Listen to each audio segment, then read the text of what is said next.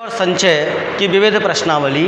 देखिए, पहला सवाल है, डॉटर शब्द के अक्षरों से कितने अर्थपूर्ण या अर्थहीन शब्दों की रचना की जा सकती है, जबकि अब कंडीशन आगे दे दी, प्रत्येक शब्द में 2 स्वर और 3 व्यंजन हैं, यानी 2 स्वर लेने हैं, 3 व्यंजन लेने हैं। अब आप इसमें अगर देखो तो स्वर कौन कौन से आ रहे हैं, ए, यू और ई, ए, यू और ई, ये 3 स्वर हैं, कुल 3।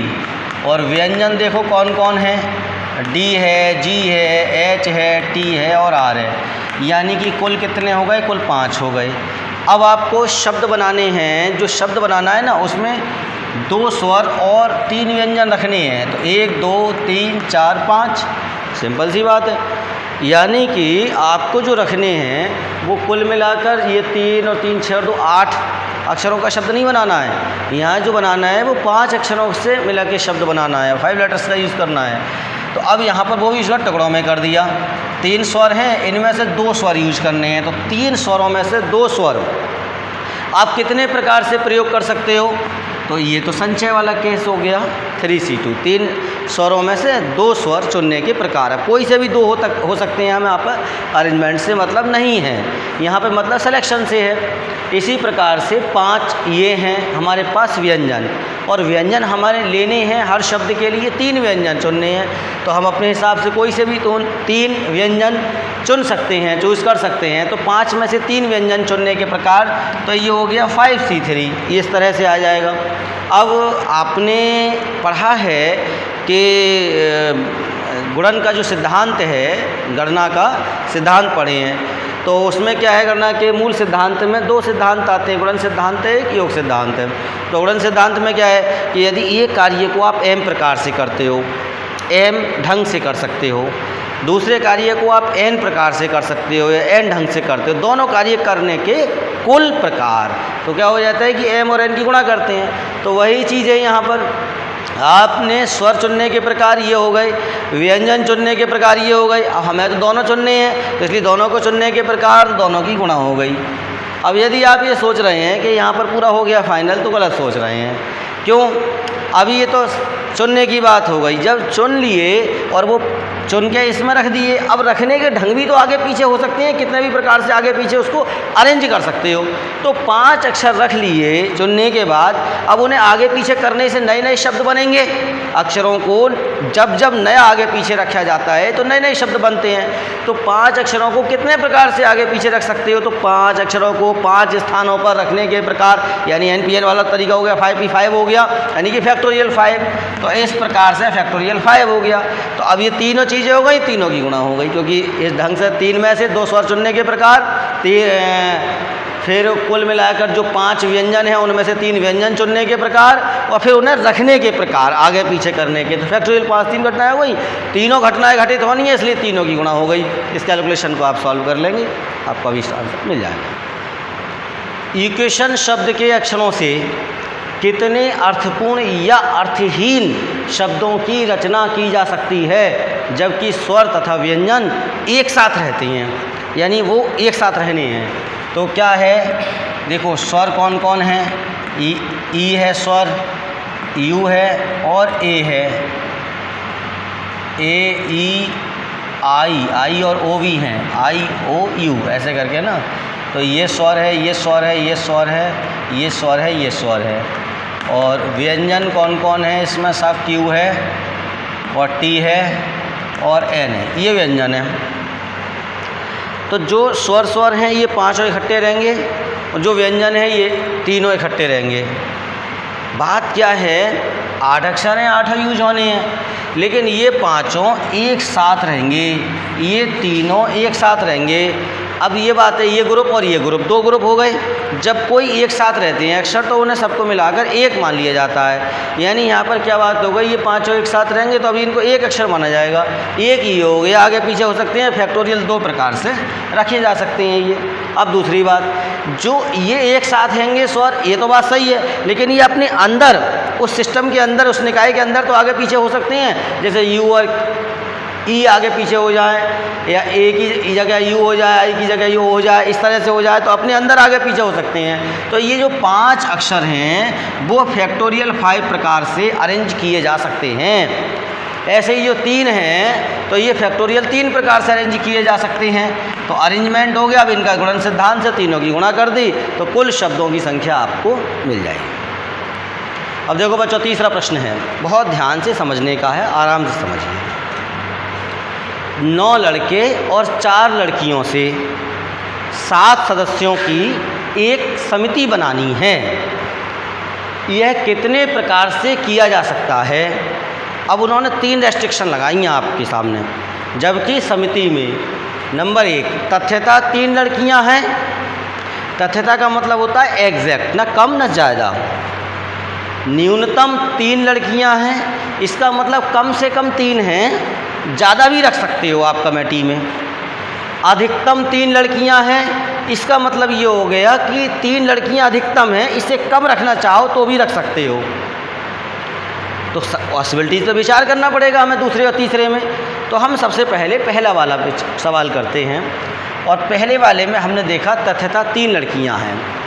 कुल लड़कियों की संख्या है 4 हमारे पास।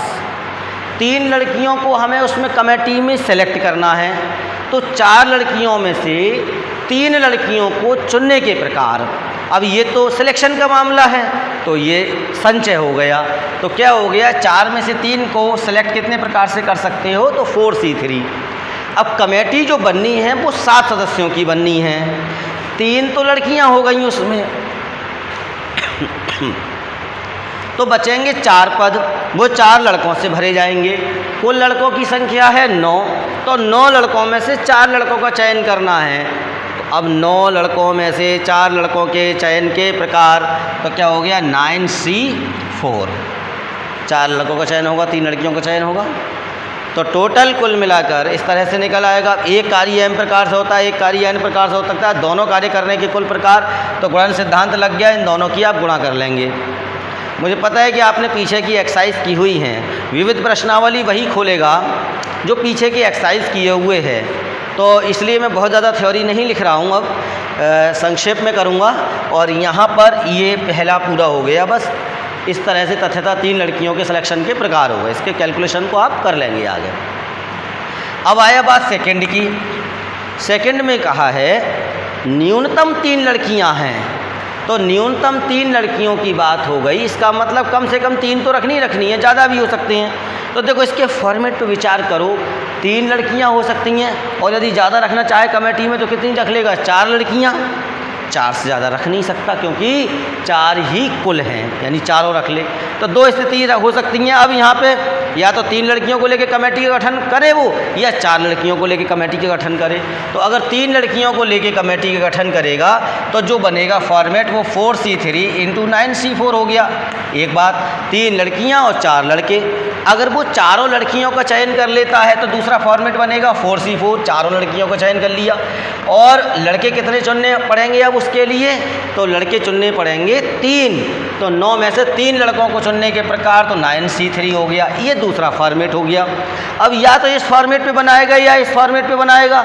जब दोनों में से या तो ये घटना हो रही हो या ये घटना हो रही हो तो अब यहाँ पर योग सिद्धांत लगेगा, और घटना के लिए यहाँ पर अब ये प्लस आ जाएगा दोनों के बीच में, इसलिए आप इसको सॉल्व कर लेंगे। तो कुल मिलाकर प्रकार न्यूनतम 3 लड़कियों को चुनने के प्रकार आ जाएंगे। अब अगली बात आई, अधिकतम 3 लड़कियां हैं।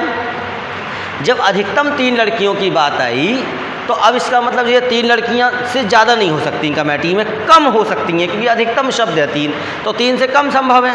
तो 3 लड़कियों को लेकर आप कमेटी बना सकते हो, 2 लड़कियों को लेकर भी कमेटी बना सकते हो, 1 लड़की को लेकर भी कमेटी बना सकते हो। और आपको ये भी अधिकार है, यहाँ पर कोई कंडीशन नहीं है कि आप किसी भी लड़की का चयन ना करें। 7 सदस्यों की कमेटी बननी है और 9 लड़के हैं, 9 के 9 में से 7 लड़कों का सिलेक्शन कर लें, तो ये भी पॉसिबल है, इसका अधिकार इनको दे दिया। तो अब यहाँ पर इस कई फॉर्मेट आते हैं, देखते हैं। सबसे पहले 3 लड़कियों को अगर इन्होंने सेलेक्ट किया तो क्या फॉर्मेट बनेगा? तो 3 लड़कियों को सेलेक्ट किया तो 4C3 × 9C4, ये पहला फॉर्मेट है। 3 लड़के और 4 लड़कियां लेके कमेटी बनाई। दूसरा फॉर्मेट है 2 लड़के लिए, 2 लड़कियों का सिलेक्शन किया तो लड़का एक बढ़ जाएगा, 5 लड़कों का सिलेक्शन करना पड़ेगा। तीसरा अगर एक ही लड़की का सिलेक्शन किया तो यहाँ पे अब लड़का और बढ़ जाएगा, 6 लड़कों का सिलेक्शन हो गया। और अब यहाँ पर अगर मान लो लड़की का सिलेक्शन हुआ ही नहीं, एक भी नहीं, 7 के 7 हो गए तो हो गया 9C7। तो अब ये 4 फॉर्मेट हैं। तो योग सिद्धांत कहता है, योग सिद्धांत कब लगता है? जब कोई कार्य है, एक कार्य m प्रकार से हो रहा है, दूसरा कार्य n प्रकार से हो रहा है, लेकिन दोनों में से कोई एक ही हो सकता है। अगर ये घटित हो रहा है तो दूसरा घटित नहीं हो रहा, दूसरा घटित हो रहा है तो पहला घटित नहीं हो रहा, तो दोनों कार्य करने के कुल प्रकार m+n होते हैं। तो यहाँ पर आप इस फॉर्मेट से बनाओगे, 3 लड़कियों को लेकर इतने प्रकार से बना सकते हो कमेटी, 2 लड़कियों को लेकर इतने प्रकार से कमेटी बना सकते हो, 1 लड़की को लेकर इतने प्रकार से कमेटी बना सकते हो, और बिना लड़कियों के भी कमेटी इतने प्रकार से बनाई जा सकती है। तो इसका मतलब कुल कमेटियाँ बनाने के प्रकार कितने हो गए? तो योग सिद्धांत क्या कहता है? इन चारों को जोड़ दो। तो इस प्रकार आगे इसको सॉल्व कर लिया जाएगा। तो ये जो तीसरा पार्ट है वो ये इसको हो जाएगा। प्रश्न संख्या 4 है बच्चों, यदि शब्द एग्जामिनेशन के सभी अक्षरों से बने विभिन्न क्रमचियों को शब्दकोश की तरह, शब्दकोश यानी कि डिक्शनरी, तो डिक्शनरी की तरह इन्हें लिस्टेड करना है, सूचीबद्ध करना है। तो डिक्शनरी कैसे लिस्टेड करती है? पहले ए वाले आते हैं, फिर बी वाले, फिर सी वाले, डी वाले, इस प्रकार से आते हैं ना। वर्णमाला का जो क्रम होता है अल्फ़ाबेटिकली उसमें दिए हुए होते हैं, आप लोगों ने डिक्शनरी देखी होगी। तो ई से प्रारंभ होने वाले प्रथम शब्द से पूर्व कितने शब्द हैं? ये है बात। अब जब ये डिक्शनरी की तरह इसको अरेंज किया जाएगा तो ई से अल्फ़ाबेट के हिसाब से ई से पहले कौन कौन आते हैं? ए, बी, सी और डी, ये 4 लेटर हैं जो ई से पहले आते हैं। अगर हम इसमें देखें तो कौन कौन है यहाँ पर मौजूद? हमें ये ई है, ई तो है ही है, ई से पहले एक्स है, ए है, एम है, आई, एन, ए, तो केवल और टी है आई। तो ई से पहले जो आते हैं ना 4 letter A B C D, उनमें केवल ए दिखाई दे रहा है क्योंकि बी सी डी तो है नहीं। इसका मतलब ये हुआ कि आपको ये निकालना है कि जो ए से प्रारंभ होने वाले कितने शब्द हैं। भाई वही तो कहा, ई से प्रारंभ होने वाले प्रथम शब्द से पूर्व, ई से जो पहला अक्षर प्रारंभ हो रहा होगा उससे पहले कौन से शब्द होंगे? सारे वो शब्द होंगे जिनमें ए आ रहा होगा। तो इसका मतलब ये हुआ कि आपको ए वाले शब्द निकाल लेने हैं। तो ए वाले शब्द कैसे निकलेंगे? अब आपने एक रिजर्वेशन हो गया एक स्थान का ना, रिजर्वेशन का मतलब तो समझते ही होंगे, ये सीट रिजर्व हो गई, इनके अलावा कोई ना आएगा। और अब यहाँ पर बाकी के देखो कितने स्थान है, 1 2 3 4 5 6 7 8 9 10 11, तो 10 में एक स्थान तो इनका सुरक्षित हो गया। अब शेष बचे 10 स्थान, 1 2 3 4 5 और 6 7 8 9 और 10, इन 10 स्थानों पे कोई आए ना मतलब ना है। तो 10 स्थानों को कितने तरीके से भरा जा सकता है? 10 अक्षरों से, फैक्टोरियल 10 प्रकार से। इसी बीच में एक बात और है ध्यान देने की, यहाँ पर देखो 2n हैं इन 10 में, तो फैक्टोरियल 2 से आप भाग करोगे। और साथ ही एक और बात है, 2 तो n है और i भी 2 हैं, तो इसलिए फैक्टोरियल 2 से और भाग करोगे। जो समान होते हैं ना तो उनसे भाग कर देते हैं, जो रिपीट हो रहे होते हैं। तो ये निकल आएगी अब शब्दों की कुल संख्या। ये ए से प्रारंभ होने वाले कुल शब्द है, यानी कि ई से प्रारंभ होने वाले पहला जो शब्द होगा उससे पहले के सारे शब्दों की संख्या ई आ जाएगी। देखिए 0 1 3 5 7 तथा 9 कुल अंक हो गए 1 2 3 4 5 6 अंकों से 10 से विभाजित होने वाली और बिना पुनरावृत्ति किए कितनी 6 अंकीय संख्याएं बनाई जा सकती हैं। तो कुल 6 ही अंक हैं, 6 अंकों का ही प्रयोग करके संख्या बनानी है। बस 2 बातों का ध्यान रखना है कि एक तो कोई भी रिपीट नहीं होगा, पुनरावृत्ति नहीं होनी है, और दूसरी बात 10 से विभाजित होने वाली संख्याएं बनानी है कि ये संख्या 10 से विभाजित हो। तो एक ध्यान देने की बात है, ये संख्या 10 से विभाजित तब होंगी जबकि ये जो 0 है ना, ये आपको इकाई के स्थान पर रखना पड़ेगा। अगर 0 इकाई के स्थान पर है तभी वो संख्या 10 से विभाजित होती है, पूर्णतया वरना नहीं होती है। तो इसका मतलब इस स्थान को भरने के प्रकार कितने हो गया? 1 हो गया। एक ही प्रकार से इकाई को भरा जा सकता है इन कंडीशन को पूरा करते हुए। अब बचे 5 स्थान, तो इस स्थान को भरने के प्रकार कितने हो गए 5, इस स्थान को भरने के प्रकार फिर 4, इसको 3, इसको 2, फिर इसको 1। तो गुणन सिद्धांत से तो ये अभीष्ट संख्याएं आ जाएंगी, अभीष्ट संख्याएं बराबर 1 गुणा 2 गुणा 3 गुणा 4 गुणा 5 गुणा 1, यानी इन 6 स्थानों को भरने के प्रकार तो इस प्रकार से ये आ जाएंगे। तो इसको आप समझ सकते हैं।